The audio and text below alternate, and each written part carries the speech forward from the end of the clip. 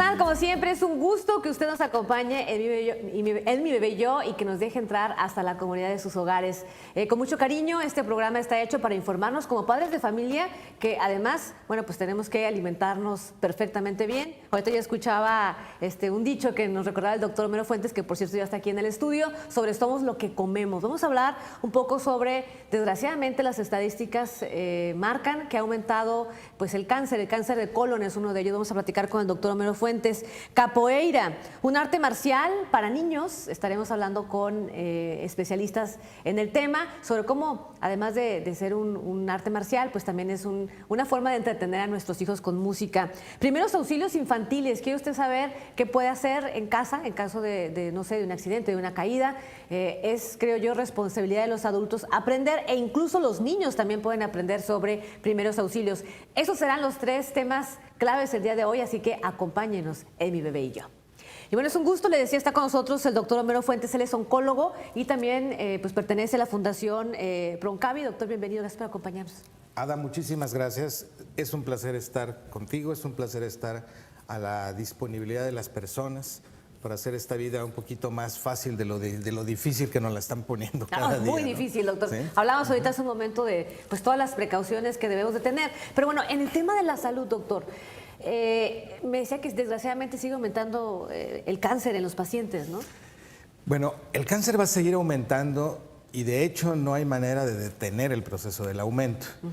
Lo que tú sí puedes hacer como individuo es no ser parte de la estadística. Porque hoy sabemos algo que es trascendente.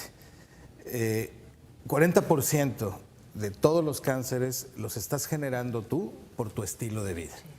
Lo estás generando tú por no ser corresponsable de la salud.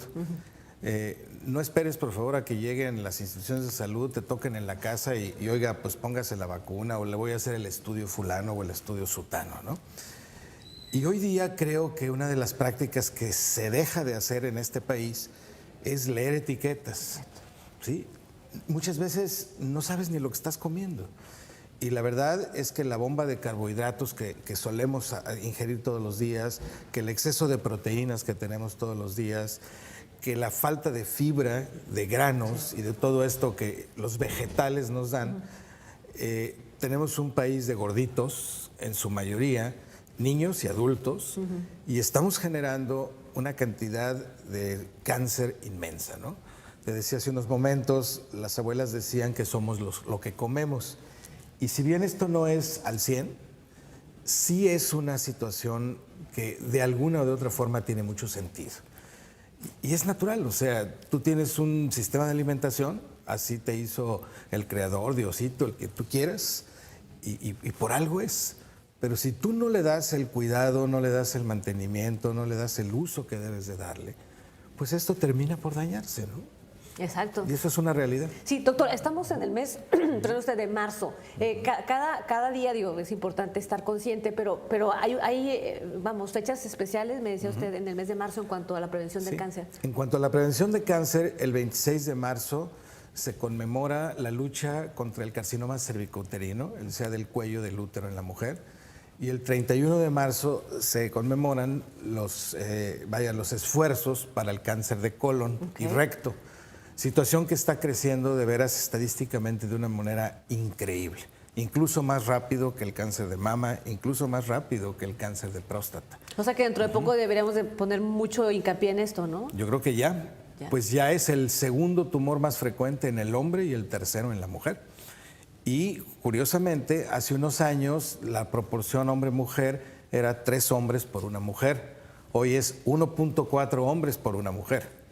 Es decir, el cáncer colorectal está subiendo en forma notable, particularmente en la mujer y particularmente en la mujer joven. Ok. Los, síntomas o factores de riesgo que han visto, doctor.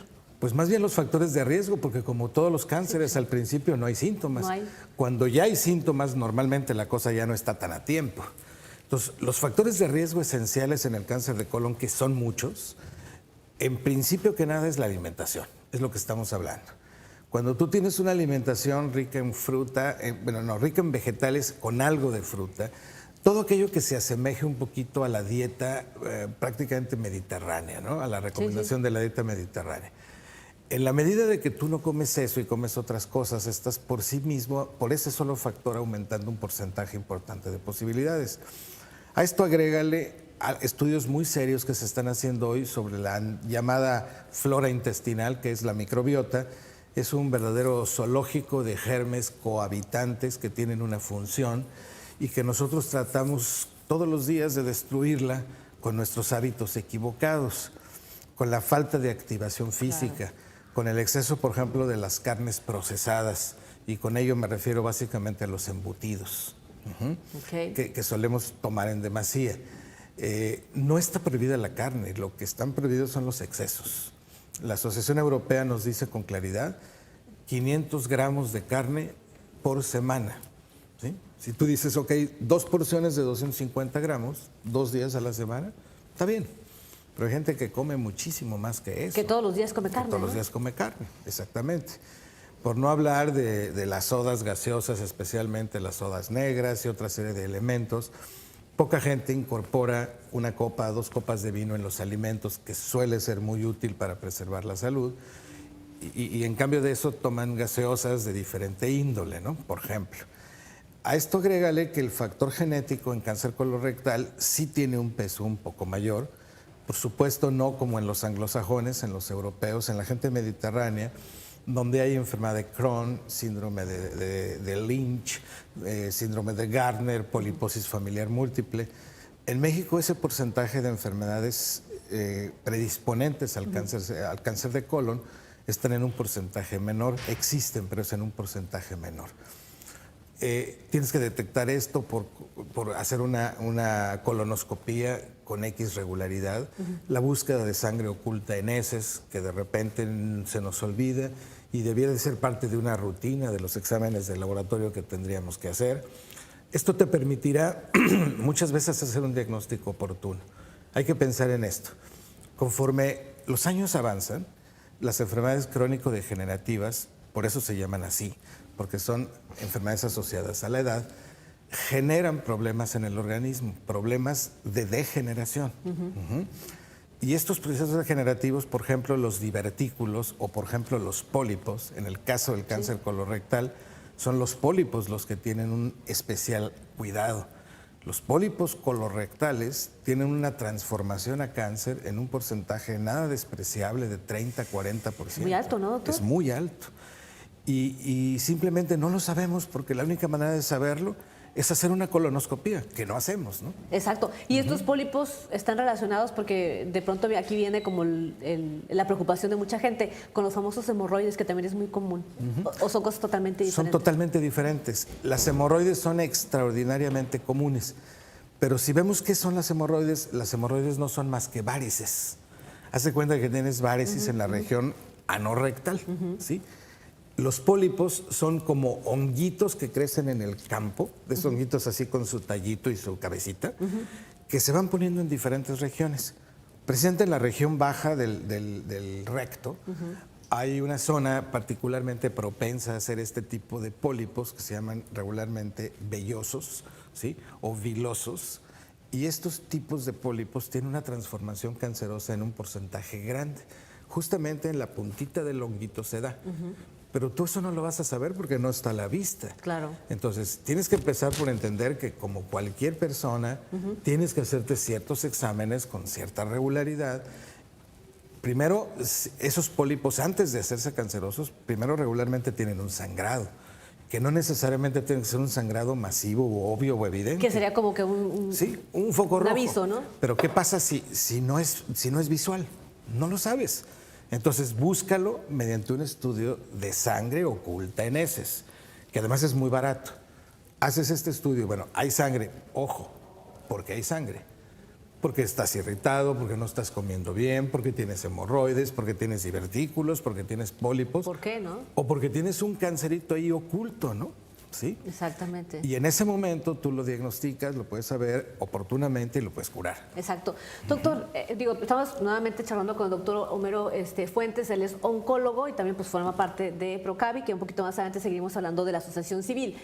Doctor, a todos nos asusta el cáncer, ¿estás de acuerdo? O sea, a todos nos asusta, pero creo que de pronto, no sé si es todo lo que vemos en el mercado, no sé si es falta de información. ¿Qué le diría a nuestro público? ¿Qué deberíamos saber?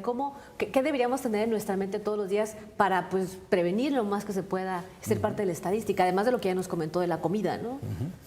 Bueno, yo lo que le diría a la gente, lo primero es que piensen en esto. No todo lo que se dice ni todo lo que se lee es cierto. ¿Sí? El cáncer particularmente es una enfermedad estigmatizada.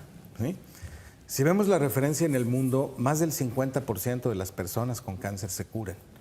Yo te podría decir que arriba del 90% de las personas con cáncer temprano se curan. El problema es la detección tardía. Si tú tienes una cultura como tienen, por ejemplo, en los países anglosajones de Europa, en donde las niñas están muy bien enteradas desde chiquitas qué deben hacer o cómo deben revisar sus mamas, qué es lo que pasa con todo esto, ¿no? Y que tienen una idea mucho más clara de salud, la detección es oportuna y entonces la mortalidad es muy baja. Les decía yo, esto no va a bajar en incidencia. La estadística mundial para el año 2030 nos menciona claramente que en 10 años más vamos a tener una triplicación en el número de personas enfermas de cáncer, de metabólicas, de cardiovasculares, de todas las crónico-degenerativas. Muy alto. Imagínate en 10 años si vamos a tener la infraestructura, el dinero, el recurso humano, el recurso físico para poder atender esa cantidad de gente. Tú puedes hacer mucho por ti mismo.